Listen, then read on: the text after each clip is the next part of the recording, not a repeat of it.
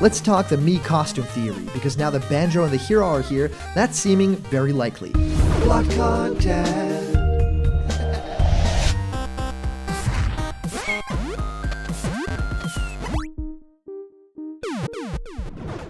What's happening, my block buddies, and welcome to a brand new episode of Blocked Content's Leak Speak. My name is Callum, and this is going to be your content for today. Banjo and the hero are in Smash, and the trailers are so incredible. I actually really like the trailer for the hero. It looks so good. It almost felt like some sort of add-on for the new World of Light game mode in Super Smash Bros. Ultimate. I thought they were going to do like additional DLC to that, but it ended up being the cool introduction for the Dragon Quest character. So that made me kind of think, was this character supposed to be in the base game? So maybe that was a part of, the first World of Light, and, it ended up didn't make it for the entire game. That's a bit sad, but we head on to the Mii Costume Theory, and that's talking about not just that character and not just Banjo, but a whole lot of other stuff that we can actually now kind of predict and see coming. Now, this theory has been floating around the internet for months now, and Banjo threw a little bit of a wrench into this one, but I wanted to discuss it with you guys because there's a lot of truth still to it, and if you think about it, and if you look at Banjo's new trailer, there's actually some details that could be found that still corroborate the Mii Costume Theory. And so those of you guys who like giveaways, we are giving away a Piranha Plant plushie, a really cute plushie plant boy. Remember to like this video, subscribe to Blocked Content, and comment down below to enter for the giveaway at 50k. Watch your fingers, by the way, because those teeth, they're super sharp, and plushy, they're not sharp, so don't watch your fingers, they're cute. Anyway guys, let's get into this. The Mii Costume Theory is a theory that talks about how certain Mii costumes being in the game or not being in the game could basically spell that this character will happen in Super Smash Bros. Ultimate. And what this basically means is that if there are certain omissions here, they will be a part of that character's franchise or that character's company. So take Joker from Persona 5, for example. Joker release, there's also a lot of costumes that go with the Persona franchise, and also costumes that go with other Sega stuff, like Sonic. We got Tails, and we got a Knuckles costume. And of course, as you guys know, when Cloud dropped, we also got a Chocobo costume, and we got Geno. So, with Capcom, there are some things that could definitely ring true here that I feel would actually be able to happen in the game. There are pillars within this thing, and I think one of them is Capcom. I think the other one is Namco, which makes sense. Now, of course, we know that Square is one of them, and it looks like Microsoft is the other one too. And I kind of want to talk about Square first. Now, if you can see this, it would totally make sense to have it have a Dragon Quest hero now. Square would not really have another Final Fantasy character. I think that seeing how much music there is in Smash Bros. Ultimate, that doesn't make all that much sense anymore.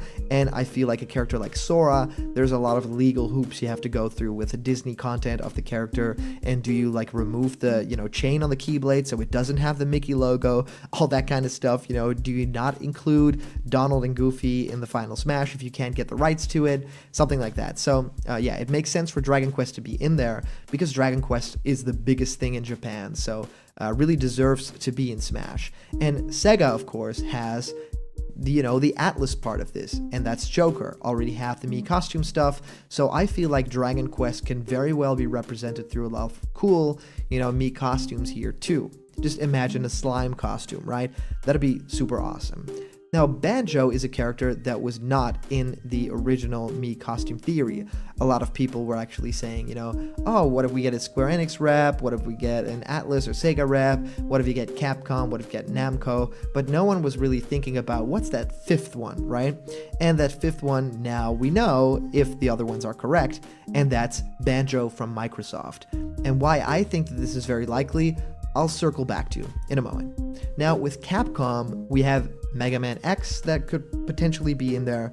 We have characters like Zero. I feel like we also have some, Resident Evil characters to think about. I think Leon S. Kennedy would be a very fun character. Chris Redfield has been in crossover fighter games that gave him a really fun moveset. So yeah, that definitely feels possible to me. However, if they're going to do a Capcom character, I think the most likely character of all of them would be the Monster Hunter. I think that this character appeared in another crossover too, but other than that, and that was probably the Soul Calibur game, right? And other than that, it completely makes sense because other Monster Hunter characters are in there. The boss in Super Smash Bros. Ultimate's single player modes is in there. So that to me dispels, they already have this partnership and they already have that brand in there, so why wouldn't Monster Hunter be a character in there? And of course, being a female character, that would also be very cool.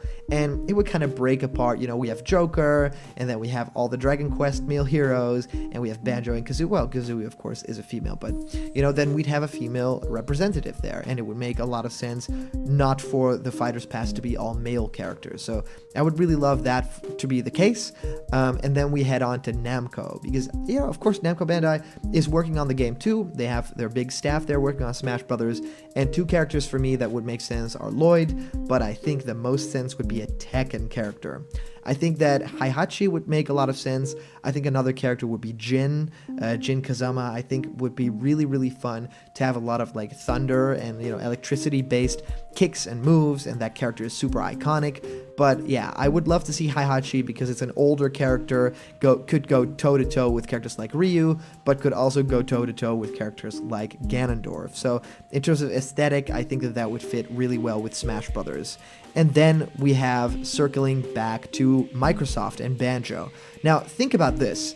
The stage for Banjo, the Spiral Mountain stage, we're not done talking about that stage because it's incredible, but it also has a spiral in the middle of the stage. And that's super cool because it actually turns and twists mid-battle, and you can see the items swirling around. So I have no idea what they're trying to do there, if they're, turning the entire stage. It looks crazy cool, but in that stage, there's a lot of hints to other characters. There's hints to, Bottles being in there.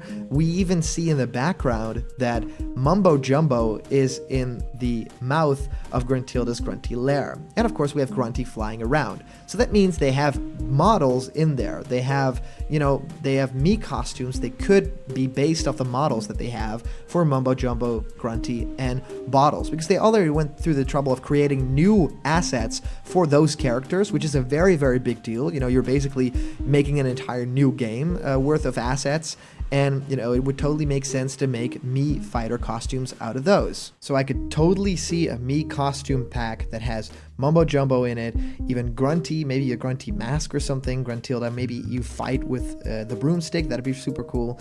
And of course we're gonna get Bottles or something like that, maybe even a Mii brawler type, that'd be super cool. So to me, the Mii costume theory boils down to Sega's Atlas, which would be, Joker from Persona 5 with Mii costumes that we already have.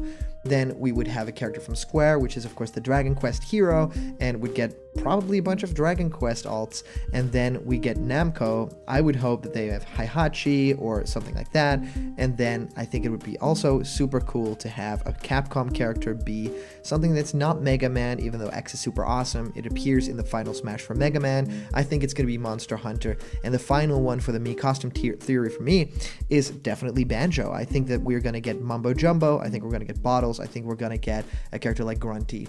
Maybe Klungo would be super cool. But I think that all this hints towards, yeah, we want to release characters with stages and music, but we might also want to do some Mii costume stuff down the road as well. A lot of stuff also releases with spirits. I think they did a big blowout with Joker happening with a lot of spirit content to it too. So there's a lot more possible than just these characters appearing. So I'd really love to know what you guys think of the Mii costume theory. Is there any truth to this thing?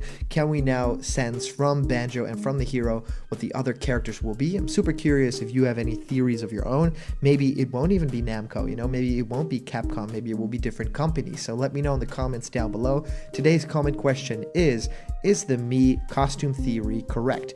And our answer for our previous comment question comes to us from the user Spyro Flight saying, oh, this is going to be a big one. So I may just caught Nintendo in a major slip up. Couldn't watch the Direct when it was live because of the American education system being dumb. I got home from school, watched the Direct, and got excited over the new Smash reveals. Like any normal Curious fan, I went to the fighters page on the official Super Smash Bros. Website, saw the renders, thought it was cool, and then did a double take. As of 2:48 p.m. EST today, there were 2 additional DLC slots added below Banjo. Total of 4 question marks after Plant, Joker, the hero, and Banjo. This meant an additional row had to be added as well, which makes me feel that this was no minor mistake. I believe it to be more complex. In fact, I think this might be something way bigger than it would appear at a 420-ish mark. Not a joke, not 420. I just, when I checked up on it again, the site had been reformatted and the slots removed. I personally think they may have just received confirmation of more DLC fighters. I figured I'd try to put it on the word, the discovery of some second opinions, and to kind of spread the word around. Hopefully, this will actually be something in the end.